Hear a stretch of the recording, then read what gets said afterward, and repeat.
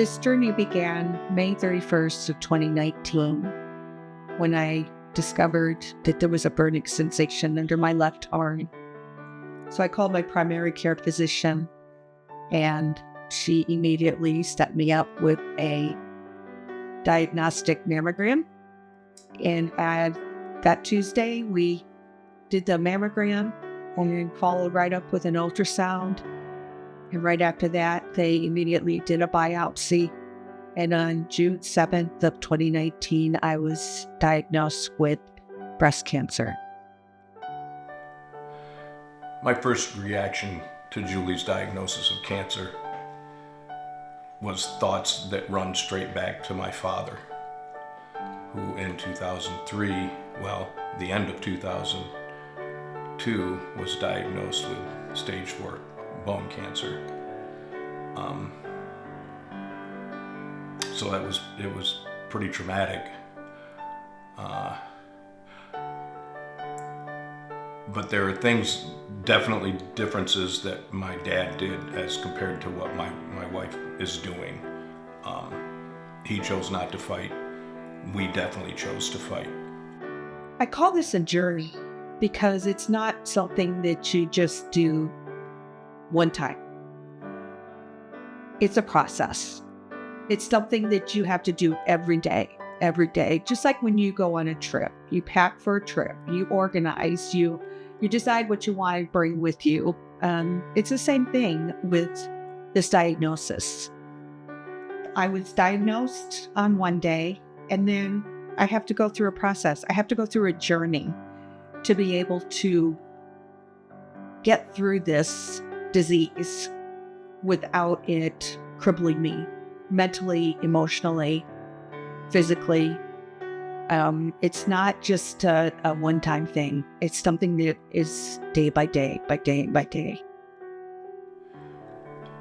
It was still hard for me to move forward because, of course, my dad passed within 8 months of his diagnosis. And so I was thinking, Julie, in that we're fighting the cancer with the best that the medical community of today has, that she probably had about 2 years. We definitely did have to look at a faith in believing that God would heal her, preferably on this side of the curtain. We are still standing that God will heal her on this side. One of the ways that I apply my faith through this journey is a lot of prayer, a lot of trusting in God, trusting in the physician team that has been appointed to me and assigned to me, that he would just order my steps, so to speak. And yeah. On our first appointment with the doctors and getting the team set up, basically all you can do is just go in and listen to what they have to say. There's things that you just really don't understand what they're talking about, which I didn't understand what they were saying half the time, other than her being set on chemo, which was going to be the first thing to do, the liquid chemo. But all the rest of it, I really have no knowledge of what they're talking about, because I never bothered doing investigating into cancer, anything like that, no matter where it shows up in a person's body, because I didn't bother going online and looking all this stuff up, because you end up putting way more into it than there actually is. So we thought that our feeling was that God had put into Julie's life the smartest people, the best group to get us through the first section of fighting the cancer.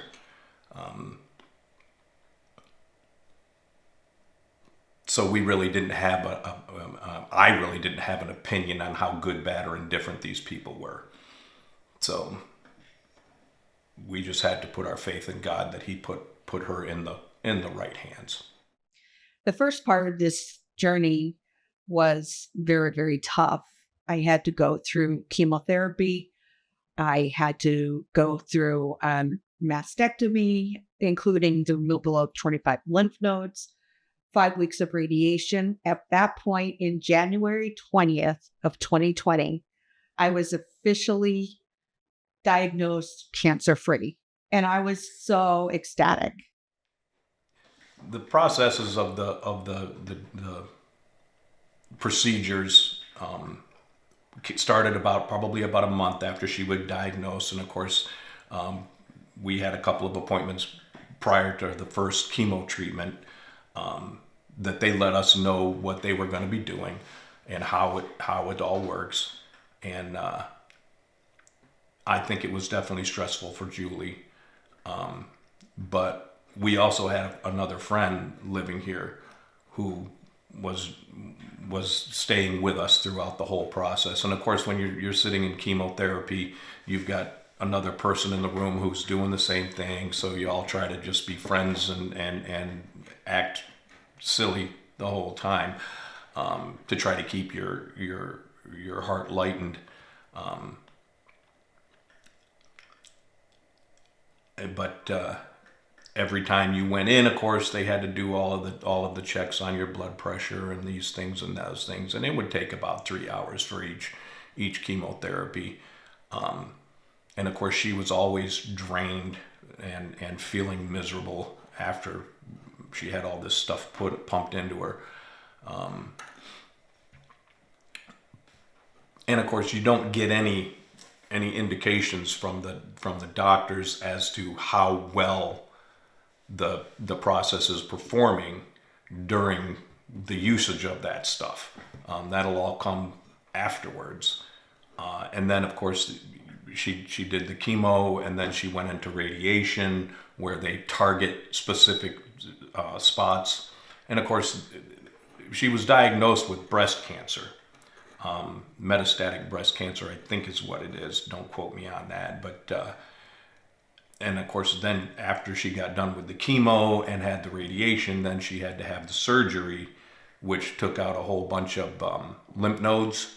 And I'm not exactly sure what the lymph nodes do for you, but if you don't have them, it messes you up. So my reaction to it and my participation in it was trying to be as positive as I could. We just have to keep placing it in God's hands and working our way through it.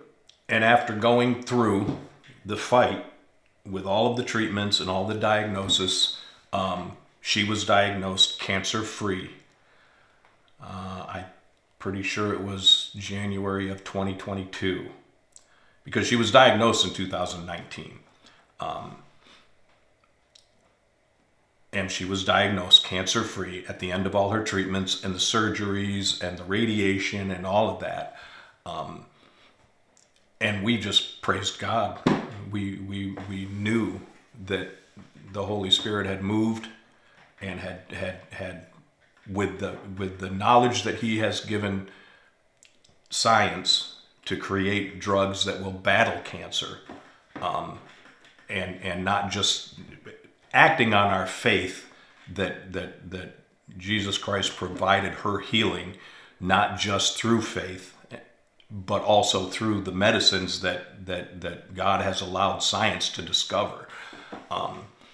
We were just enthralled. We were just excited. We were ecstatic. And we breathed a sigh of relief that we could just get back to the way life should be, working and taking care of ourselves, taking care of our homes, taking care of the children, enjoying Christmases and Thanksgivings, and being able to just be happy again without having to have fear of anything around the corner.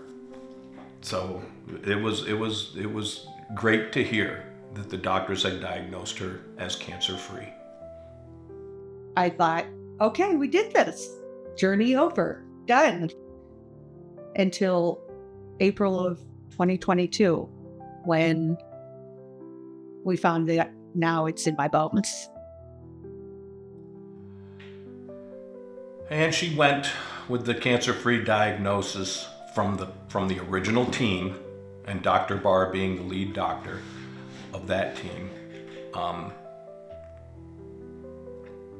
He did, she had checkups every so many months, and he never completely did a body scan on her.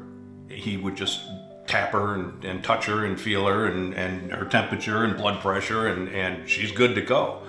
Well, probably about a year and a half later, in 2023, she started having pain in her lower extremities, in her hip area, and she finally went to her family physician, and they said, well, we're going to send you in for a body scan, because they said that it was a sacroiliac kind of thing, but they sent her in for a body scan, and they found the bone.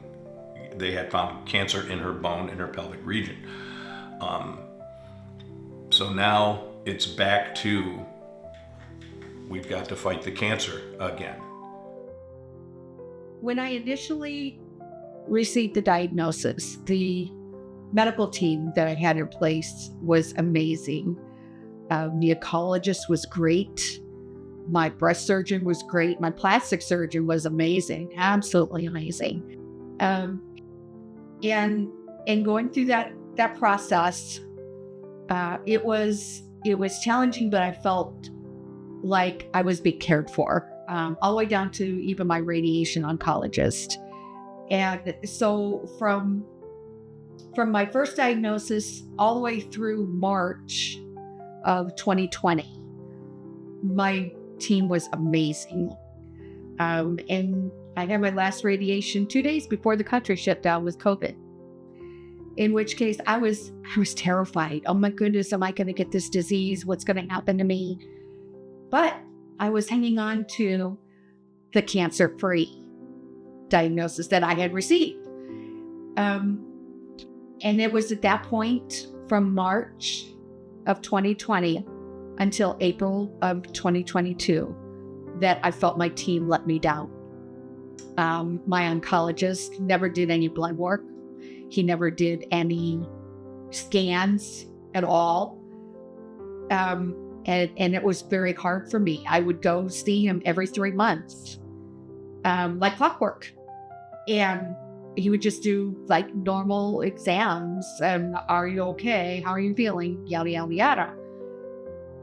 But I feel like he really let me down, because when I was diagnosed again in April of 22, his words to me exactly when I brought up my symptoms that I was having was, well, I guess we can do a bone scan if you want. Like, you're my physician. You're supposed to be taking care of me. Why is it if I would? You should have seen this. We should have been doing scans, blood work, whatever, this whole time. So, was I angry? Absolutely. Absolutely. But again, my steps were ordered, and a new oncologist was assigned to me. We were devastated to hear that it had metastasized and showed up in her bones. And of course, for me personally, knowing that my father had died from bone cancer, and then finding out that it actually started in his stomach and moved to his bones, and he was gone within 6 or 8 months, that was a hammer hit on a nail for me.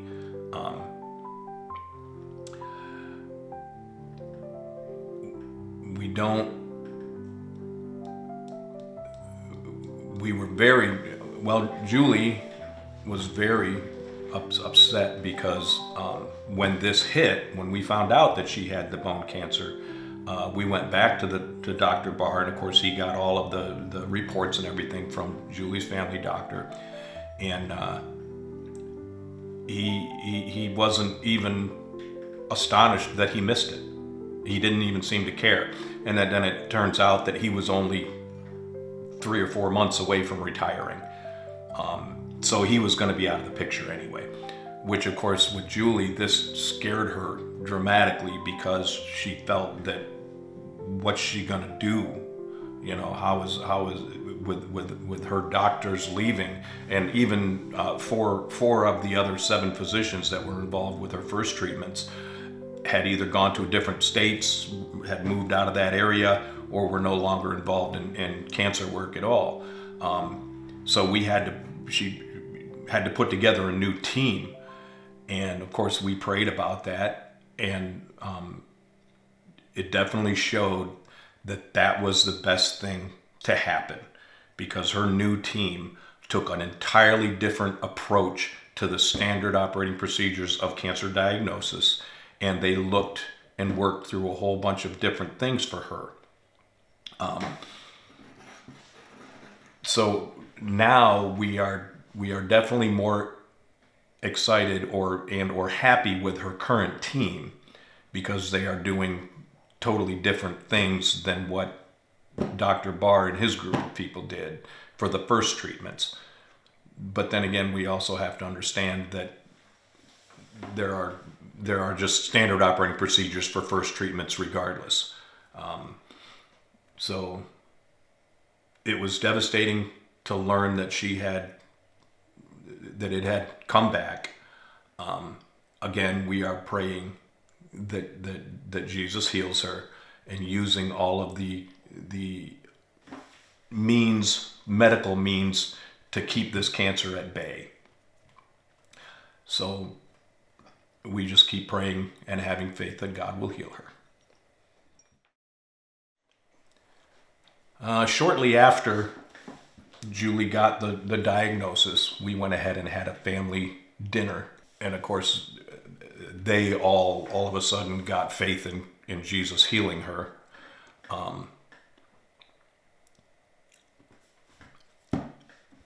But as far as I've only had one child that's really given me a personal feeling of how she's thinking about what's going on with her mother. But it was only because I was the one who forced the issue.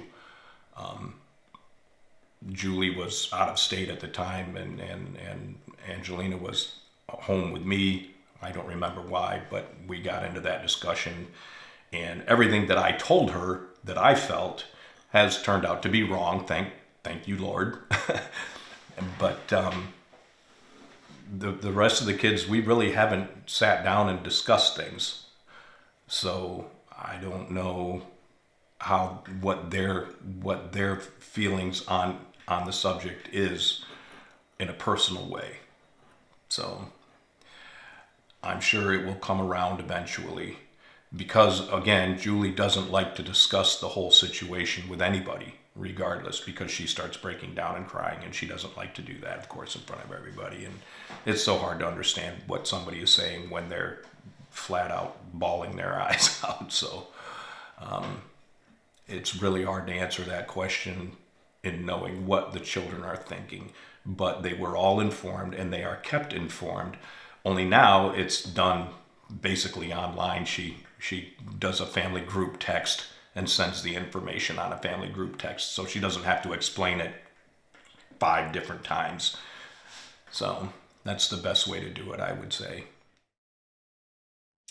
I can't say that I've always been strong through this process. I've had a lot of times, especially in the very beginning, when I was terrified of the unknown, of the treatment plan, of the disease itself.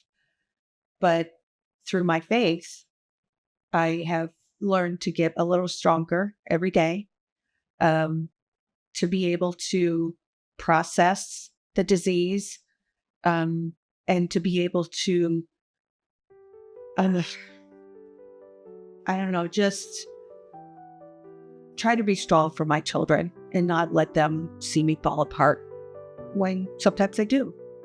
It's hard. I think this diagnosis has affected my family in a positive way, believe it or not. My children are a lot closer to each other. My children and I are a lot closer to each other. We haven't We haven't had a strained relationship or anything like that, but my children and I are just very, very close now. And it's also helped me with my relationship with my husband. That relationship is growing stronger and stronger every day through this process. Of course, there was time when I had to let my immediate family know, my brothers and sisters, and I had some experience with it because, of course, my dad passed from bone cancer in 2003, June or July of 2003, and my sister Diane had battled breast cancer in the mid 90s, I believe, and she didn't never tell any of us that she was going through it, or at least I didn't get any word from her personally. I heard it from mom and dad, but she battled it and she won it and hasn't had a single reoccurrence of it thus far. And she's a year older than I am. So when I would talk with my family about what was going on with Julie, I could just expound on it, on exactly how I felt, how things were going with Julie, how things were going to work out, and not hold back like I would with my children if the conversation came up, which it rarely did, because I didn't want to just come right out and say exactly how I personally felt about the whole situation to my children. But to my family and my friends, it was always, make sure you hold her up to God and keep her in prayer. I would hope for the turnout that came out with my sister Diane, but I expect the same turnout that came out with my father. The only difference being is that my father did not fight the cancer once he was diagnosed. He said, "Praise the Lord, I'm coming home now. Lord, take me." And then I found out just a couple of weeks ago from my oldest sister that my father had actually prayed when my sister was battling cancer, saying, "Lord, put that cancer on me and take it from my daughter." And I can say that I have said the same thing about my wife, because I can't be here without her in the same way of my life right now. I just can't be here without her. It'll be hard. It'll be very hard.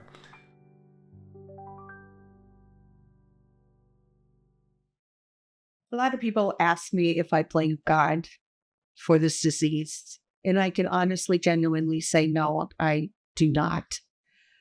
When I was first diagnosed in 2019 and going through chemo, going through radiation, going through surgery, I don't recall ever saying, "God, why did you do this? Why me?" Because I guess I just always had faith to say, okay, this is a teachable moment. This is a teachable time. What do you need me to learn? What do you need me to share? What do you need me to do to better other people's lives, to be a positive influence on other people? So I would say no, I have not blamed God. The second diagnosis in 2022, I still didn't blame God. I had questions like, what is my purpose? Why are we doing this again? But I don't remember ever actually blaming God for putting this infliction on me. I pray every day that God will heal her on this side, that God will heal Julie on this side. But it's not going to shake my faith in who God is and who Jesus Christ is and what he did on the cross for us.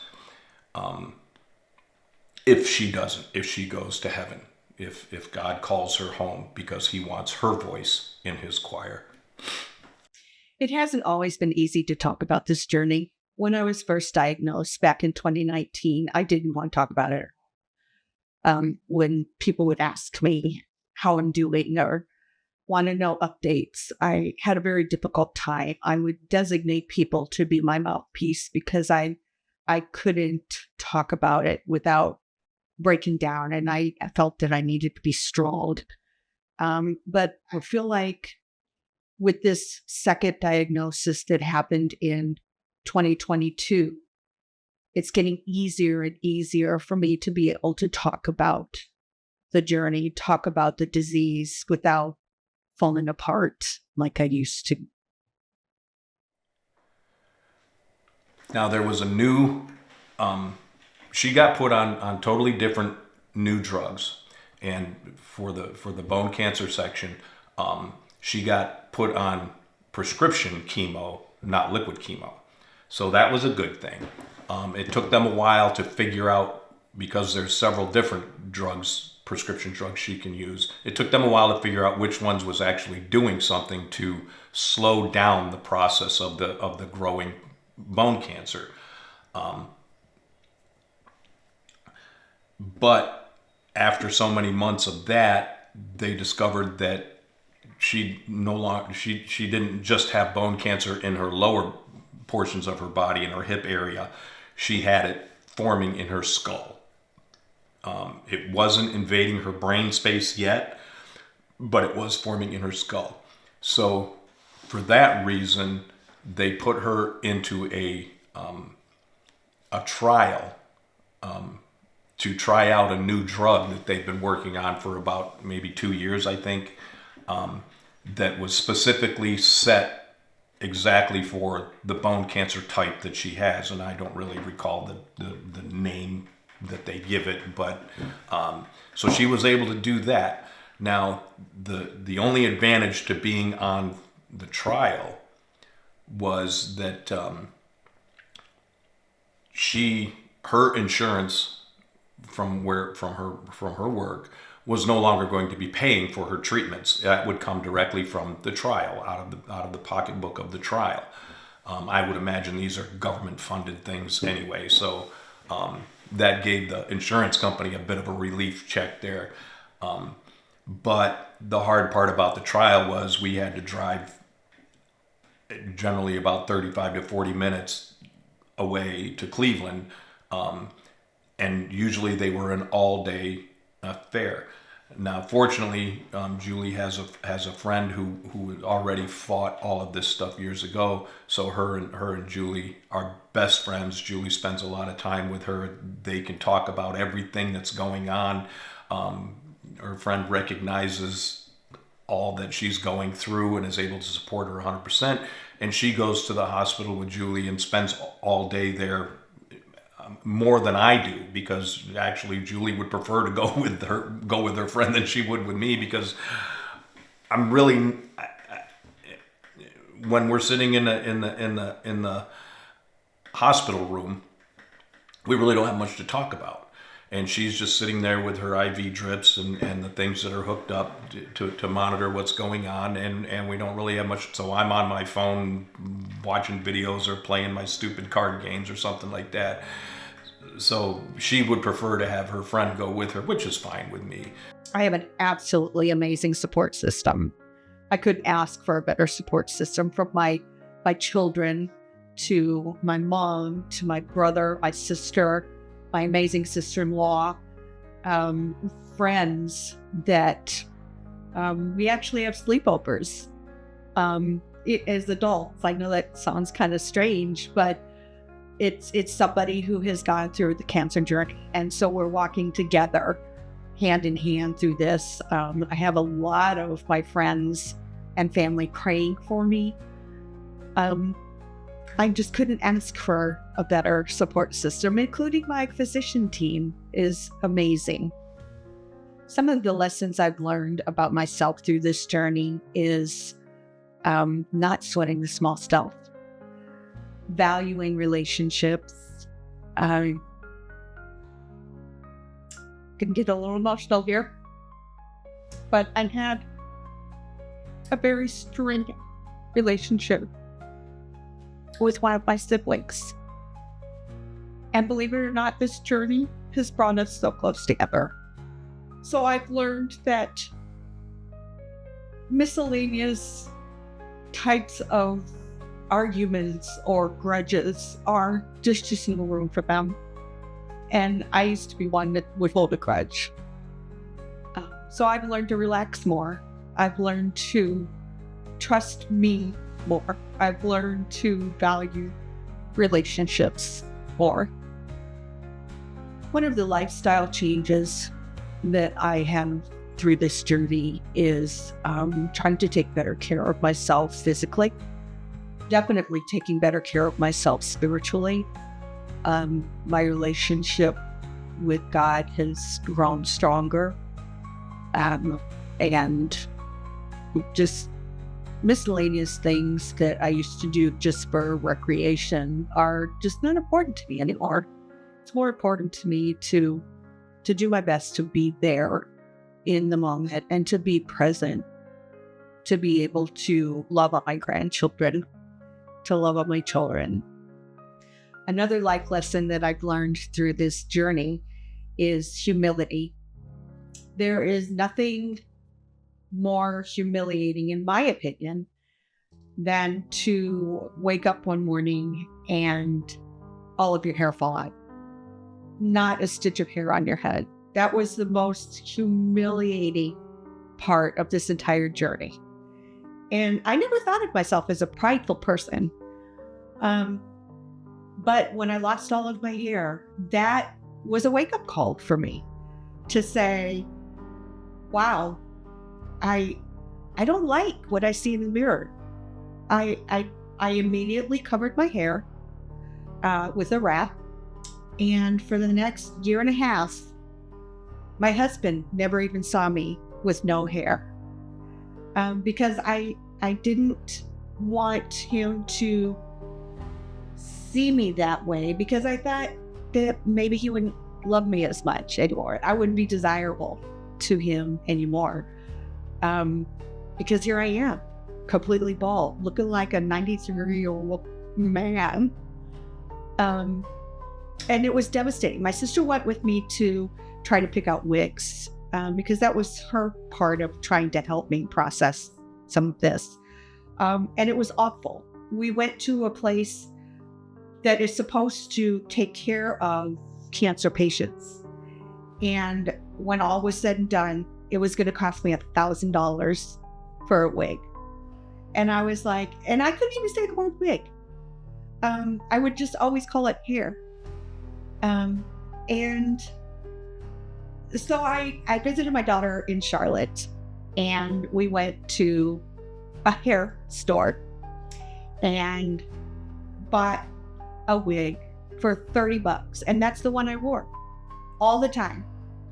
And if I didn't have my hair on, I had a wrap on. And my husband, like I said, never saw me, not even one time, without my hair. But that was humbling. That was very, very humbling for me. Cancer is not just a physical thing. Cancer affects you in multiple ways. It affects you spiritually. It affects you emotionally. It affects you mentally. It's hard physically, but I think a lot of times the emotional is harder than the physical sometimes, because you can take medication to help you with the physical pain. But you really have to have faith. And I keep going back to that. You really have to have faith in God to be able to manage, to truly be able to thrive in the process of the disease, because it's not a death sentence, so to speak. It doesn't have to be. It doesn't have to be death emotionally. It doesn't have to be death spiritually. It doesn't have to be death physically. And I'm living proof that from 2019 and here it is 2024, I'm still alive and I'm thriving. It doesn't mean that you have to stop everything, give everything up. If anything, it helps me to enjoy life more than I used to. I used to be so uptight about everything. And I've learned to relax and soak in the moment and the precious memories. One of the main ways that I code with this journey is through worship. I'm a vocalist, I'm a worship leader. I play keyboard. And I find that worship takes me into the place where I can not forget about, but I can check out of the reality of this disease for a little bit. I can strengthen my faith through praise, through worship, whether it's putting a song on the radio, whether it's attending a church service, whether it's just playing something in my car. I just, worship and prayer are the biggest things that help me to cope. And my support system. My support system helps me to cope because they don't um, expect me to be perfect. So it helps me to be able to cope with this disease and stay busy at work too. That's another thing. I stay really busy to try to distract me.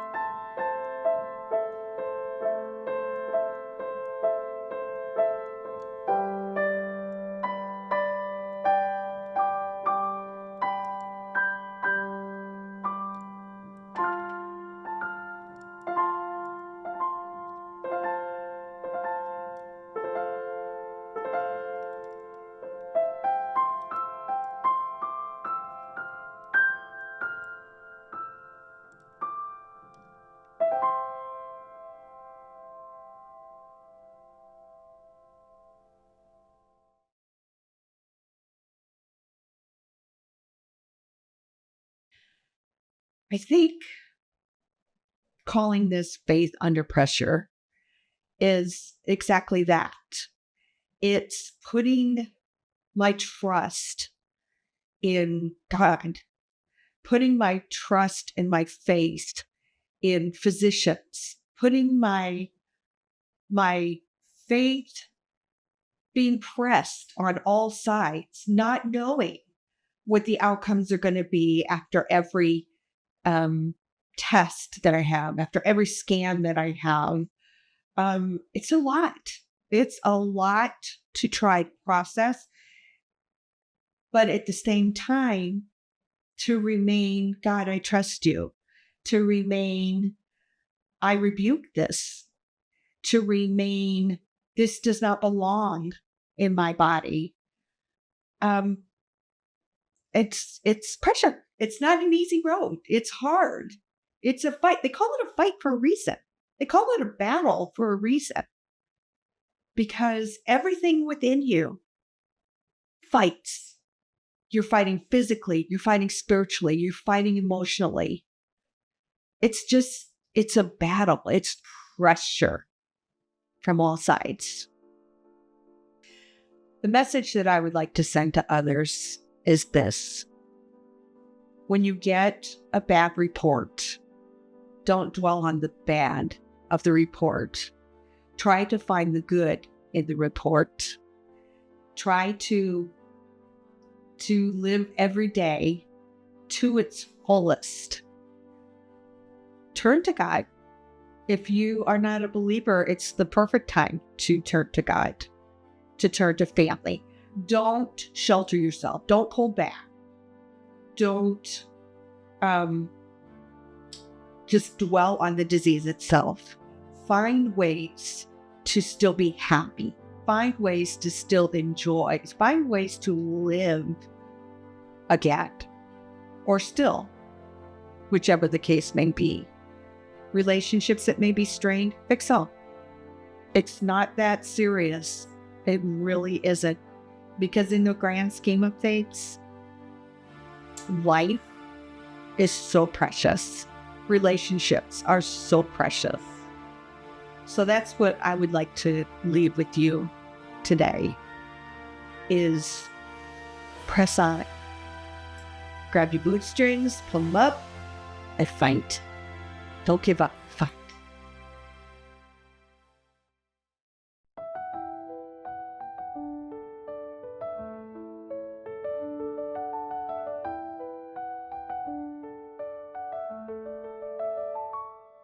In the quiet of the night she prays for strength to face another dead day. Her heart is heavy, but she stays with faith that won't be swept away. Tears may fall, but she knows that in God's hand she will grow.